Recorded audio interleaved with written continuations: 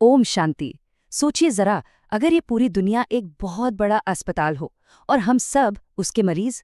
आज हम इसी एक शक्तिशाली विचार को समझने वाले हैं, जो वैश्विक अस्पताल और रूहानी तीर्थयात्रा के विश्लेषण पर आधारित है। तो चलिए इसमें थोड़ा और गहरा उतरते हैं। तो सारी बात इसी एक लाइन से शुरू होती है। ये सारी दुनिया रोगियों की बड़ी हॉस्पिटल है। ये सुनने में थोड़ा अजीब लग सकता है ना? पर यहाँ बात किसी शारीरिक बीमारी की नहीं हो रही, बल्कि एक आध्यात्मिक बीमारी की हो रही है। आखिर इसका मतलब क्या है? देखिए, किसी भी इलाज से पहले बीमारी का पता लगाना यानी निदान बहुत जरूरी होता है। तो चलिए सबसे पहले ये समझते हैं कि ये आध्यात्मिक बीमारी असल में है क्या और इसके लक्षण क्या हैं। अच्छा, तो इस बीमार दुनिया के लक्षण क्या हैं? अरे, ये तो हमारे चारों तरफ ही हैं। जीवन काल कितना छोटा और अनिश्चित हो गया है। हमारी चेतना जो है वो शरीर में ही फंसकर रह गई है, जिसे देह अभिमानी कहते हैं।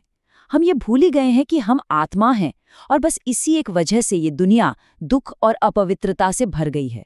तभी तो इसे झूठ खंड कहा गया है, जहां कोई भी सच्चा या स्थायी नहीं है। तो सवाल ये उठता है कि अगर ये दुनिया एक अस्पताल है, तो इसका डॉक्टर, इसका वैद्य कौन है? यहीं पर परमपिता, जो परम वैद्य हैं, उनकी भूमिका सामने आती है। परमपिता ही वो परम वैद्य हैं जो हमारा इलाज करने आते हैं। वो हमें ज्ञान की औषधि देते हैं ताकि हम यानी आत्माएं फिर से स्वस्थ और पवित्र बन सकें। उनका लक्ष्य हमें ठीक अपने जैसा बनाना है, शुद्ध और शक्तिशाली। और इस इलाज का जो सबसे जरूरी हिस्सा है वो है आत्म अभिमानी बनना। ये देह अभिमान की बीमारी का सीधा और पक्का इलाज है। इसका मतलब है इस बात को गहराई से महसूस करना कि मैं ये शरीर नहीं बल्कि एक आत्मा हूँ। यही हमारी असली पहचान है और यही परमपिता की भी नेचुरल स्टेट है। ठीक है, तो अब हमें बीमारी का भी पता है और वैद्य का भी। तो अब बात करते हैं उस नुस्खे की, उस प्रिस्क्रिप्शन की जो इलाज के लिए दिया गया है। और वो नुस्खा है एक आध्यात्मिक यात्रा। लेकिन जब हम यात्रा या सफर की बात करते हैं तो इसका असली मतलब क्या है? क्या ये बाहर की दुनिया में कहीं जाने की बात हो रही है या फिर हमारे अंदर की कोई यात्रा है? यहाँ एक बहुत ही दिलचस्प तुलना की गई है। एक तरफ है जिस्मानी यात्रा, मतलब जैसे विज्ञान हमें चांद सितारों तक ले जाता है, लेकिन ये सब कुछ टेम्परेरी है ना? और दूसरी तरफ है रूहानी यात्रा, यानी आत्मा का अपने घर परमपिता के पास वापस जाने का सफर। यही शुद्धि और सच्ची मुक्ति का असली रास्ता है। तो इलाज का ये पूरा नुस्खा 3 आसान स्टेप्स में सिमट जाता है। पहला स्टेप, आत्म अभिमानी बनो, यानी खुद को आत्मा समझो। जब ये पक्का हो जाता है तब हम दूसरा स्टेप ले सकते हैं, जो है बाप को याद करो। और पता है कमाल की बात क्या है? जब हम बाप को याद करते हैं तो तीसरा स्टेप अपने आप होने लगता है, पावन बनो। मतलब उस याद की शक्ति से हमारे सारे पाप भस्म हो जाते हैं और हम पवित्र बन जाते हैं।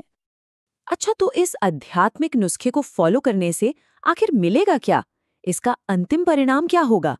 वादा है एक पूरी तरह से परिवर्तन का, एक ऐसी दुनिया का जहां कोई बीमारी ही नहीं होगी।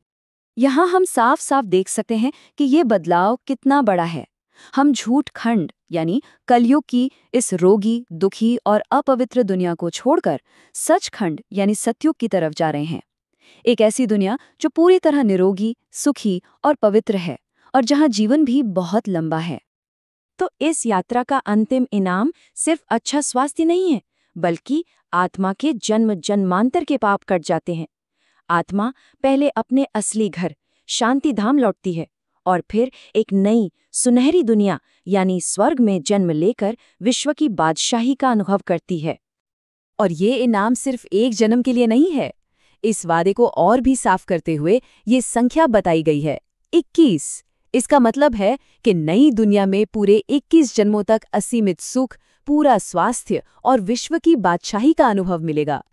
ये वाकई एक कमाल का परिणाम है। और आज के इस विश्लेषण को हम इसी एक शक्तिशाली विचार के साथ पूरा करते हैं। हर परिस्थिति को उड़ती कला का साधन समझकर सदा उड़ते रहो। ये हमें याद दिलाता है कि जीवन में आने वाली कोई भी मुश्किल हमें नीचे गिराने के लिए नहीं, बल्कि हमें और ऊंचा उड़ाने का एक मौका देने के लिए आती है। तो अब सवाल ये है कि क्या हम अपनी मुश्किलों को बोझ मानकर रुक जाएंगे या फिर उन्हें पंख बनाकर और ऊंचा उड़ेंगे। ओम शांति।